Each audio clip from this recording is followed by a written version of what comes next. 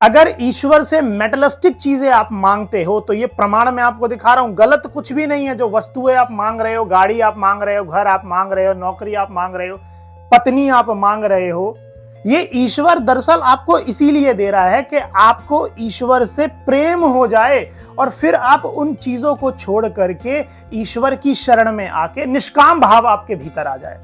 ये प्रमाण एक बार देखिए आप, जैसे प्रहलाद के भीतर आ गया था, जैसे ध्रुव के भीतर आ गया था, जैसे विभीषण के भीतर आ गया था। ये प्रमाण एक बार देखिए आप एक बार। देखिए लिखा हुआ है कि प्रथम तो कोई भगवान का नाम लेता ही नहीं, यदि कोई लेता है तो वह सकाम भाव से धन संतान मान बढ़ाई वृद्धि के लिए लेता है।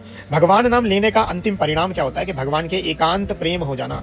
एकांत प्रेम होने के बाद प्रेम में के मिलने से जरा भी विलंब नहीं होता। जो आप मांग रहे हो वो मिल जाएगा आपको। जैसे ध्रुव और विभीषण को राज्य की प्राप्ति हुई और भगवत प्रेम की भी। इसलिए शास्त्रों में चाहे भगवान नाम लेने वाले को बड़ा उत्तम बतलाया गया है। जैसे भी आप नाम लें, और नीचे लिखा हुआ है सकाम भाव से भगवान के नाम ग्रहण करने वाले लोग भी बड़े पूज्य और मान्य हैं, परंतु उनको सकाम भाव की प्रतिबंधता के कारण नाम के वास्तविक जो फल होगा ना नाम का, नामी के प्रेम की या स्वयं नामी के प्राप्ति में विलंब अवश्य हो जाता है।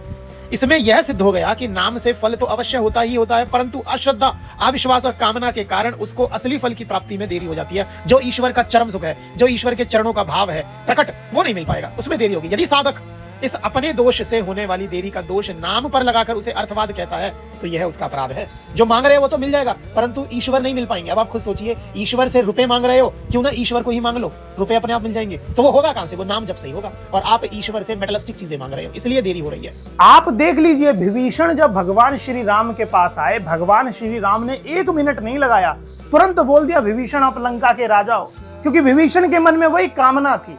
और जब लंका का राजा बना दिया, कामना पूरी हो गई, तो विभीषण का जो प्रेम है वो ईश्वर के चरणों में जागृत हो गया।